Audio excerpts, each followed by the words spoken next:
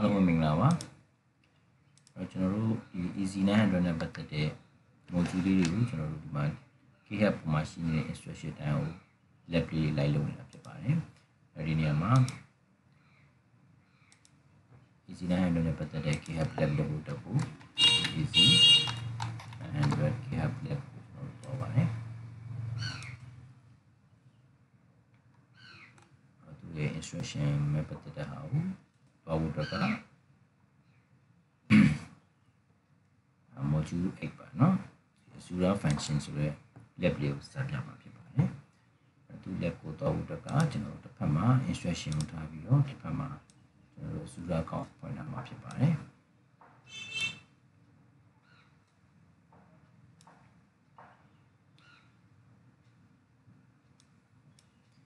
အဲ့တော့ဒီ lab ကိုစမ်းဖို့တက်က portal ရဲ့ဝင်ထားဖို့လိုအပ်ပါတယ် instruction 1မှာ။နောက်တစ်ခုကတော့ကျွန်တော်တို့all service တွေကနေပြီးတော့ function app ကိုသွားမှာဖြစ်ပါတယ် sorry ပါ function app ကိုသွားမှာဖြစ်ပါတယ် function app ကိုရောက်တဲ့အခါကျရင် function app ကို create လုပ်မှာဖြစ်ပါတယ်function app ကိုလုပ်လို့က separation လိုအပ်တယ် separation တက်ဖို့တိုင်းထားတယ်ကျွန်တော်တို့ group တစ်ခု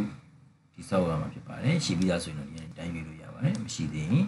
ကျွန်တော်တို့ group တစ်ခုကိုဒီလိုက်ပါမယ်My function app နာမည်ကတော့ function dash cross x လေးခုပေါ့နော်ဒါလေးနဲ့ပတ်သက်တာဖြစ်ပါတယ်အဲ့တော့ဒီနေရာကတော့ cross x ကတော့ဒီမှာလည်းပြပြထားပါတယ်ကိုယ့်ရဲ့နာမည်တစ်ခုထည့်ပေးဖို့လိုပါတယ်ဟိုကတော့အစဉ်ပြေတဲ့နာမည်တစ်ခုကျွန်တော်သုံးလိုက်ပြီးပါရင်ဒီမှာလက်ခံဖို့လိုပါတယ်သူဒီ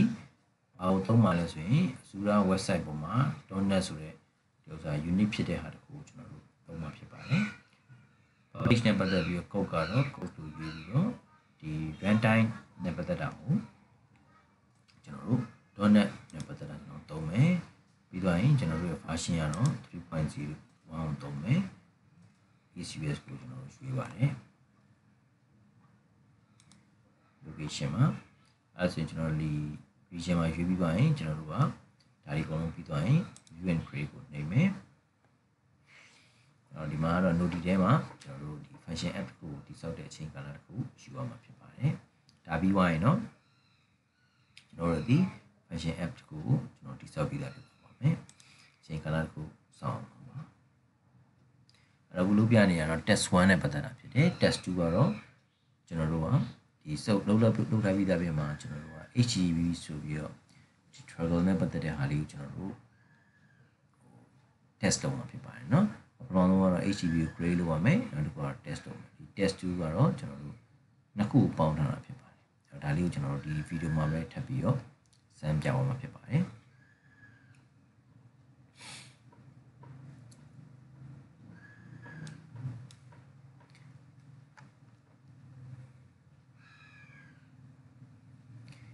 ဒီဥစ္စာတွေအားလုံးဒီကျွန်တော်တို့က browser 1ကနေစမ်းတာဖြစ်တဲ့အတွက်ကြောင့်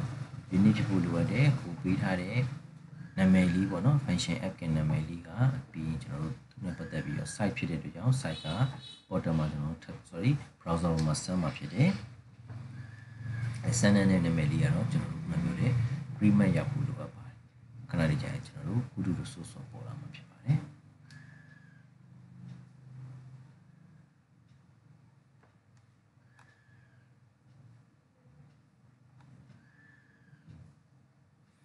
ဆိုရောက်ပါပြီဒါဆိုကျွန်တော်တို့လုပ်လိုက်တဲ့ function dash znd edu ဆိုပြီးတော့ဟာလေးပေါ်လာပါပြီဒါဆိုကျွန်တော်တို့ဒီဆင်ပြီးသွားပါအဲကျွန်တော်တို့ဒုတိယတစ်ဆင့်ဖြစ်တဲ့ HTTP ကိုကျွန်တော်တို့က travel ကျွန်တော်တို့ဒီမှာစမ်းသပ်ပြီးတော့ကျွန်တော်တို့ function ကိုထည့်မှာဖြစ်ပါတယ်အဲဒီမှာ function ဆိုတဲ့နေရာကိုတွားခိုင်းပါတယ် function အထက်ရောက်တဲ့အခါကျရင်ဒီ function ကိုနှိပ်ပါနှိပ်ပြီးတော့ကျွန်တော်တို့ကတစ်ခုတိစောက်မှာဖြစ်တဲ့အကြောင်း create button ကိုနှိပ်မယ်create function ဆိုရအောင်ဆိုရောက်လာပါမယ်ဒီနေရာမှာကိုယ်တိုင် subscription နဲ့ပတ်သက်တာကိုယ်တိုင်ရေးရရှိမယ် template ကိုသုံးတာရှိမယ်ကျွန်တော် template သုံးမှာဖြစ်တယ်ကျွန်တော် template မှာဘယ် template ကိုသုံးပါလဲဆိုတော့ကျွန်တော်တို့က HTTP နဲ့ပတ်သက်ပြီးကျွန်တော်တို့ဒါကိုစမ်းမှာဖြစ်တဲ့ကြောင့်ဒါလေးကိုကျွန်တော်သုံးပြီးသွားပြီဆိုရင်သူဒီဘာဆက်လုပ်မလဲဆိုတော့ကျွန်တော်တို့ကဒါကိုယူပြီးသွားရင်ဒီဥစ္စာကိုကျွန်တော်တို့ကဒီမှာတော့ add ဆိုတဲ့နာမည်မှာပါအောင်နော်ဒါတော့ create ဖြစ်တဲ့ကြောင့်အတူတူပါပဲဒီဘေးကတော့ကျွန်တော် create လုပ်လိုက်မယ် ပြီးတော့လည်းခါကြရင်ကိုယ့်ရဲ့ဒီ function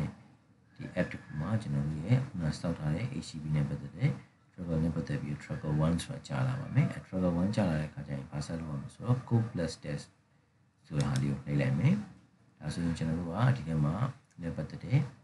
ဒီပုံစံမှာเนาะဒီနဲ့ပတ်သက်တဲ့ဥစ္စာတွေကြာလာပါလိမ့်မယ်။အဲ့တော့ခဏစောင့်မယ်။ကျွန်တော်တို့ဒီမှာ coding တစ်ခုရေးထားတာတွေ့ပါမယ်။အဲ့တော့ကျွန်တော်တို့လုပ်မယ့်ဥစ္စာကကျွန်တော်တို့ browser ပေါ်မှာเนาะခေါ်လိုက်တဲ့ခါကျရင်ကိုယ်နာမည်လေးနဲ့ကြာအောင်လုပ် data ကိုဘယ်လိုမျိုးလုပ်လဲဆိုတော့ဒီမှာသူကတော့ script file ရေးထားပြီးသားပါเนาะဒီမှာလည်းပါပါတယ် hello ဆိုတဲ့ name နေရာမှာကျွန်တော်တို့ကိုယ်နာမည်လေးပဲပေါ်လုပ်ဖို့တကူပြောတဲ့သဘောပါပဲအဲ့တော့ဒီကောင်လေးကကျွန်တော်တို့လည်းပတ်သက်တာရေးထားတာဖြစ်တယ်အဲ့သူကဒါနဲ့ပတ်သက်ပြီးတော့ URL ကိုယူရမယ်ဆိုရင်သူက get URL ဆိုတော့ကျွန်တော်နှိပ်လိုက်မယ်ဒါဆိုကျွန်တော် URL ကြာလာပါတယ် URL နေရာမှာ default ပြီးတော့ကျွန်တော် copy ကိုဒါလေးလုပ်လိုက်မယ်လိုက်တဲ့အခါကျရင်ကျွန်တော်တို့ဒီဥပမာကျွန်တော်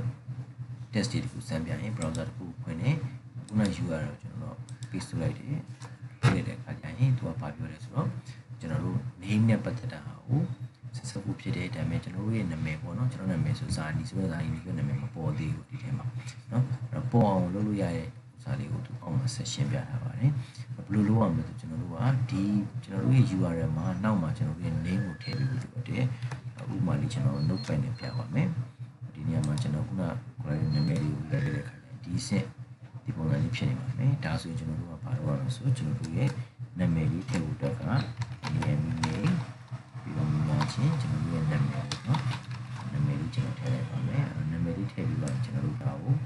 ပြန်ပြီးတော့ခုနကျွန်တော်တို့ရဲ့ browser မှာပြန်ခေါ်ပါမယ်ဒီနေရာမှာကျွန်တော် browser မှာကျွန်တော်ပြန်ခေါ်ပါမယ်အဲဆိုကျွန်တော်နာမည်လေးဒီမှာ hello zani ဆိုပြီးတော့ကြာလာပါပြီအဲဒါလေးကိုကျွန်တော်တို့က HTTP travel နဲ့ပတ်သက်ပြီးတော့စမ်းတဲ့ပုံစံဖြစ်တယ်အဲကျွန်တော်တို့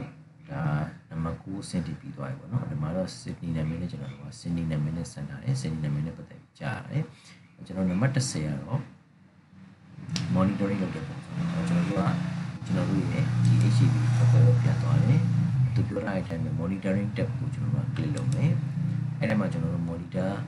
ပြန်လုပ်လို့ရတဲ့ဟာမှာကျွန်တော်တို့ရဲ့ run query in the application insert ဒီထဲမှာကျွန်တော်တို့ဘာကိုပြန်သွားမလဲဆိုရင်ဒီမှာ run query in application insert ဆိုရှိပါတယ်ဒီမှာဆိုကျွန်တော်တို့ကြာလာပါတယ်เนาะ successful ဆိုတာဒီကြာလာတယ်ကျွန်တော်လုပ်ခဲ့တဲ့ဆိုမှာ successful result ဖြစ်တယ်အဲဆိုကျွန်တော်တို့ကဒီနဲ့ပတ်သက်တဲ့ query တွေကိုကျွန်တော်တို့ပြင်ကျင်နေဆိုရင်ကြည့်ကျင်နေဆိုရင် query နဲ့ပတ်သက်တဲ့ insert ကိုကျွန်တော်ကြည့်လို့ရပါတယ်ဒါကျွန်တော်ကြည့်လို့ရပါတယ်အဲ့တော့ဒါကတော့ module 8ပေါ့เนาะအဲ့တော့ module 8ရဲ့ lab ပေါ့เนาะ implement user function ဆိုတဲ့ lab ကိုစမ်းပြတာဖြစ်ပါတယ်အားလုံးကျေးဇူးတင်ပါတယ်ကြည့်ရှုပေးတဲ့အတွက်ကြောင့်နောက်ဗီဒီယိုမှာကျွန်တော်ပြန်ဆုံပါမယ်